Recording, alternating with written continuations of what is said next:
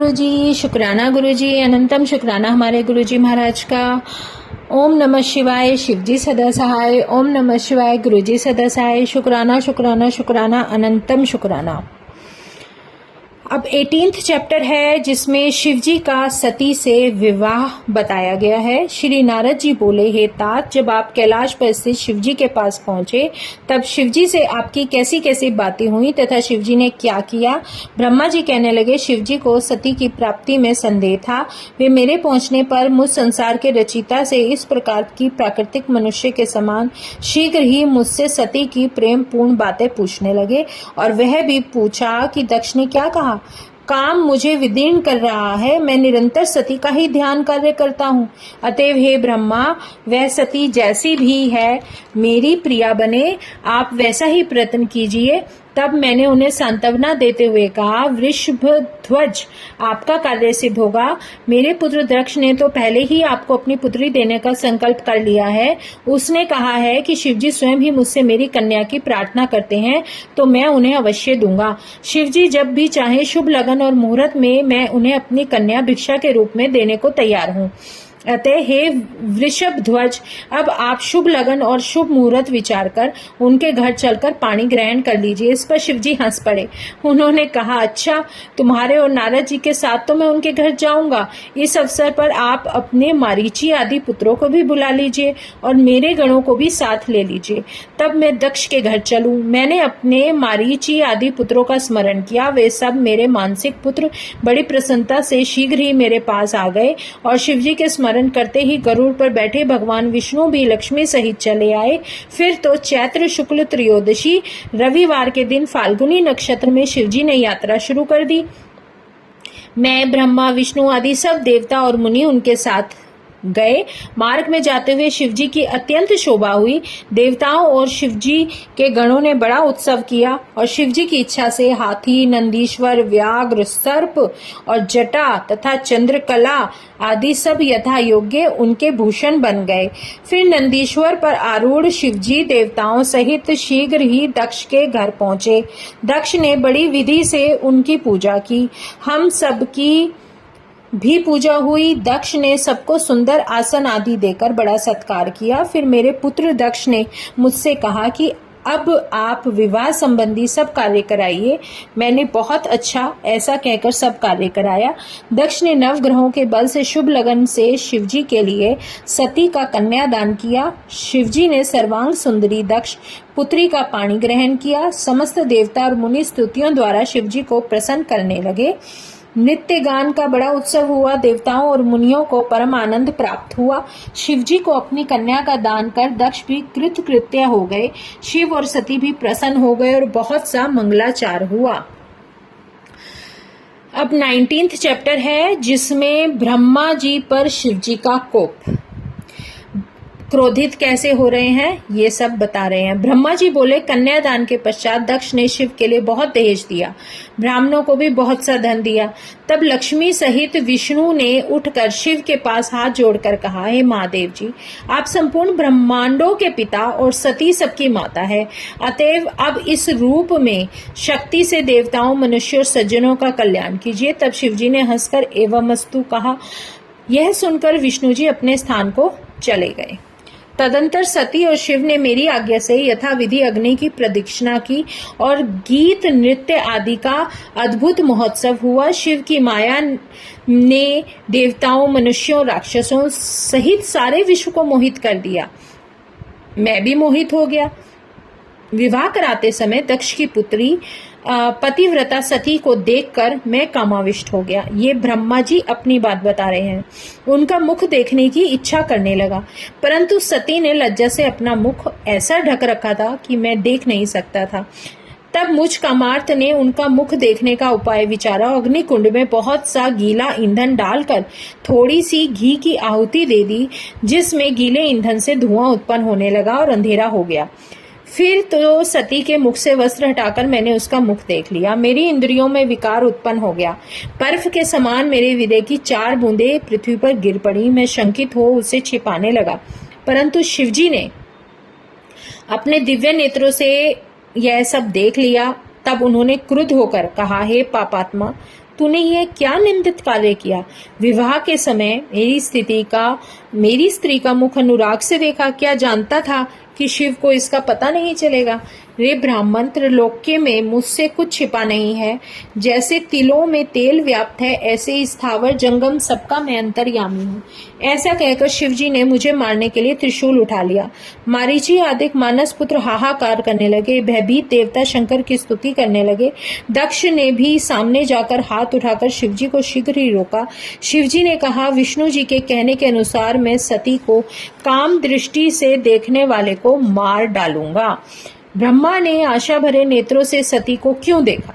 इसको यह सब क्यों हुआ? अतएव मैं इस अपराधी का वध करूंगा। शिवजी के ऐसा कहते ही सारे देवता कांप उठे।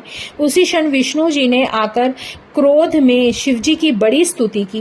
दृढ़व्रती शंकर ने कहा, हे विष्णु, तुम भी मुझे प्राण से प्रिय हो, मुझे हटाओ नहीं, इस दुष्ट को मारने दो। यह ब्रह्मा बड़ा दुष्ट है, मैं इस महापापी को मारूंगा। अब सृष्टि को मैं स्वयं ही रचूंगा अथवा अपने तेज से दूसरा ब्रह्मा बना लूंगा। इस पर विष्णु जी ने मुस्कुराते हुए कहा, ईश, प्रतिज्ञा दूसरों के लिए होती है, अपने लिए नहीं। आप विचार कीजिए, यह प्रतिज्ञा पूर्ण करने की बात नहीं है। हम तीनों देवता आप ही के स्वरूप हैं। शिवजी ने कहा, नहीं, यह ब्रह्मा प्रत्यक्ष भिन्न है। विष्णु जी ने कहा, नहीं, ना तो ब्रह्मा आपसे भिन्न है और न मैं, तथा आप भी मुझसे भिन्न नहीं हैं। हे सर्वज्ञ, आप सब कुछ जानते हैं, परंतु इसी बहाने सबको सुनाना चाहते हैं। इससे क्या होगा? क्या हम तीनों देवताओं में कुछ अंतर पड़ सकता है? कदापि नहीं। आप शिव ही अनंत और सर्वरूप हैं, जिसमें नित्य और दीर्घादि का कुछ भी विशेषण नहीं है। विष्णु जी के इस प्रकार बहुत समझाने पर शिवजी ने मुझे नहीं मारा और महादेव फिर प्रसन्न हो गए और सब कुछ भूल गए। अब चैप्टर नंबर 20, जिसमें है ब्रह्मा की विरूपता का वर्णन।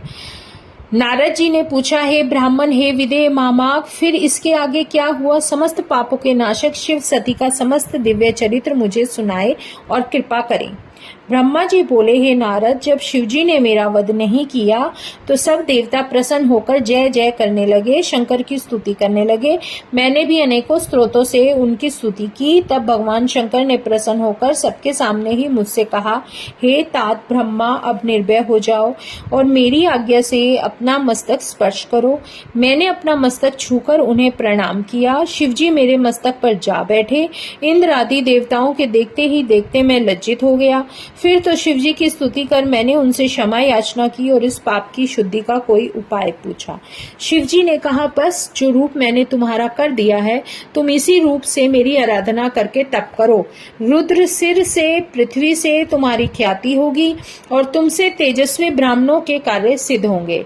तुमने अपना वीर्यपात कर मनुष्यों जैसा कार्य किया है, अतः तुम मनुष्य बनकर पृथ्वी पर विचरण करो। जो लोग तुम्हें इस रूप में देखेंगे वे यही कहेंगे कि शिवजी ब्रह्मा जी के सिर पर बैठे हैं और इससे लोक पर स्त्री गमन भी नहीं होगा। इसी से तुम्हारे पापों की शुद्धि होगी और जो पृथ्वी पर तुम्हारे वीर्य की 4 बूंदें गिरी हैं, उनसे आकाश में प्रलय लाने करने वाले 4 बादल होंगे, संवर्त, आवर्तक, पुष्कर और द्रोण। ऋषियों के देखते ही देखते वे मेघ बन गए। तब भगवान शंकर और देवी सती दोनों शांत हुए। फिर शंकर की आज्ञा से मैंने उनका विवाह कार्य संपन्न कराया और देवताओं ने सती और शंकर पर फूलों की वर्षा की और बहुत बड़ा उत्सव हुआ। तब उन ईश्वर ने आदर पूर्वक मुझसे कहा कि हे ब्राह्मण, तुमने विवाह कर्म उत्तम रूप से कराया है, इससे मैं प्रसन्न होकर तुम्हें आचार्य की पदवी देता हूँ। बोलो, दक्षिणा में क्या दूं? मैंने विनम्र होकर कहा, हे देवेश, यदि आप मुझ पर प्रसन्न है तो मनुष्यों की पाप शुद्धि के लिए आप इस वेदी में इसी रूप में स्थित रहिए। मैं इसी के समीप अपना आश्रम बनाकर तप करूंगा। शिवजी ने कहा, तथास्तु, ऐसा ही हो। मैं लोक हितार्थ इस वेदी में सती देवी सहित वास करूंगा।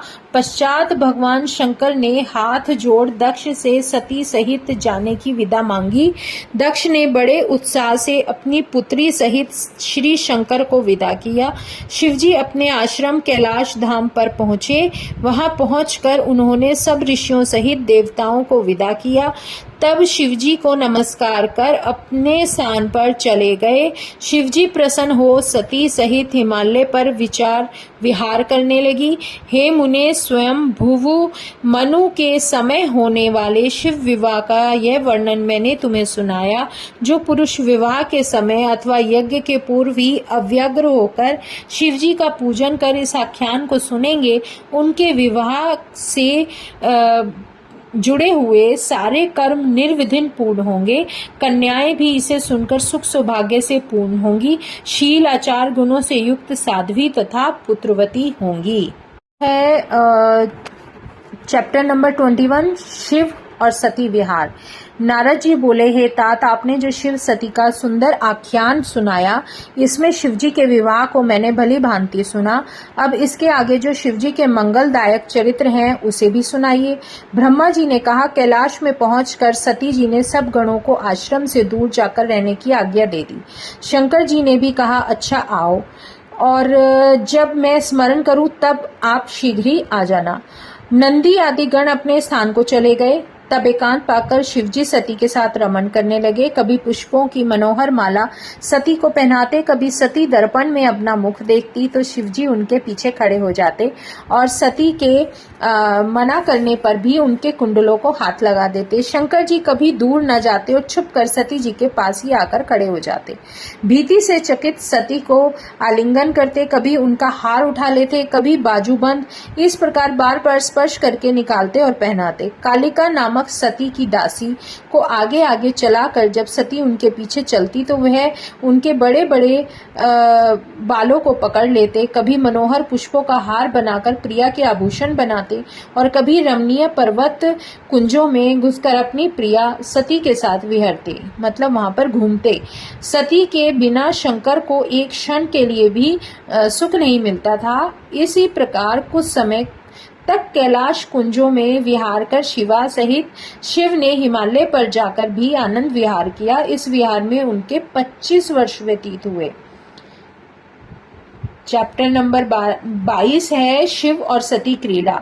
ब्रह्मा जी बोले, एक दिन जब वर्षा हो रही थी तब कैलाश शिखर पर बैठ महादेव जी ने सती से पूछा, हे देव महादेव, हे प्राण वल्लभ, अब वर्षा काल आ गया है, इससे कैलाश में, हिमालय या कहीं महाकाशी अथवा पृथ्वी में यहाँ रहने योग्य कोई स्थान हो तो वहां चलकर रहते हैं। तब सती की प्रार्थना सुनकर महादेव जी हंस पड़े और उनके ललाट का चंद्रमा प्रकाशमान हो गया और सब तत्वों के ज्ञाता भगवान शंकर ने हास्य करते हुए सती से कहा, प्रिय, मैं जहाँ भी तुम्हारे साथ रहूंगा वहां मेघ कभी नहीं जाएंगे।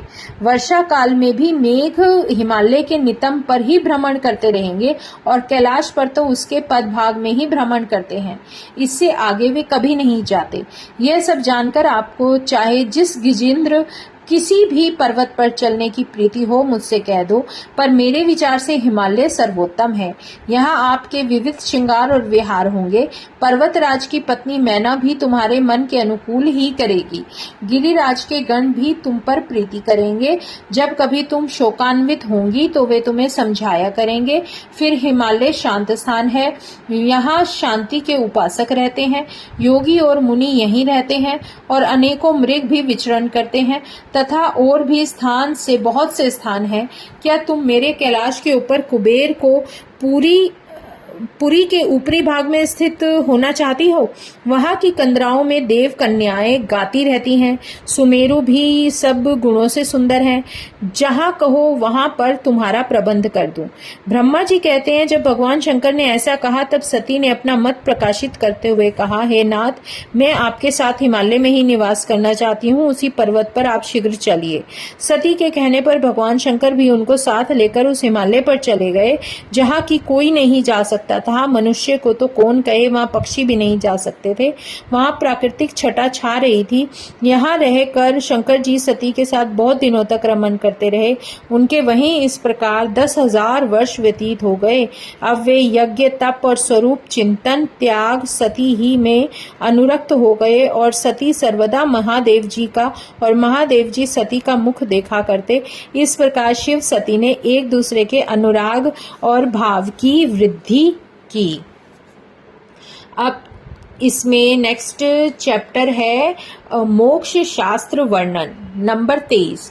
ब्रह्मा जी बोले, विहारोपरांत शिव सती बैठे वार्तालाप कर रहे थे कि शिव जी को प्रसन्न देख सती बड़ी नम्रता के साथ बोली, हे करुणा सागर महादेव जी, बड़ी भक्ति से आप मुझे मिले हो, आपसे विहार करके मैं बड़ी संतुष्ट हूँ। अब मेरा मन तत्वों की खोज करता है। शिव जी सती से बोले कि हे महेश्वरी, कलयुग में तो भक्ति विशेष फलदायक होती है। संसार में मैंने काल को तीसरे नेत्र से जला दिया था। भक्त के लिए ही तो मैंने रावण का त्याग कर दिया और कुछ पक्षपात न किया। भक्ति के कारण ही तो मैंने व्यास को नंदीश्वर से दंड दिलवाकर काशी से बाहर करवा दिया। और इससे अधिक क्या कहूँ, मैं भक्ति में ही हूँ। भक्ति की ऐसी ऐसी महिमा सुनकर दक्ष पुत्री सती बहुत खुश हुई। उन्होंने मन ही में प्रणाम किया। फिर भक्ति के कारण लोक में सुखदायक और जीवों के उद्धार की बात की। जन्म, मंत्र, शास्त्र और विशेषतया उनके महात्म्य पूछा। सती के प्रश्नों को सुनकर शिवजी बहुत प्रसन्न हुए। उन्होंने जीवों के उत्तरार्ध प्रेम पूर्वक कहना आरंभ किया। उन्होंने इतिहास, कथा, भक्तों का महात्म्य और वर्णाश्रम धर्म सहित राजपुत्र, धर्मपुत्र और स्त्री धर्म आदि वेदों शास्त्रों का तत्व कहा। इस प्रकार हिमालय पर क्रीड़ा करते हुए सती और शिव ने और दूसरे स्थानों में भी विहार किया। अब हमारा शिव पुराण का 23वां चैप्टर कंप्लीट हुआ है। जय गुरु जी, शुक्राना गुरु जी, अनंतम शुक्राना हमारे गुरु जी महाराज का। ओम नमः शिवाय, शिव जी सदा सहाय। ओम नमः शिवाय, गुरु जी सदा सहाय। शुक्राना, अनंतम शुक्राना।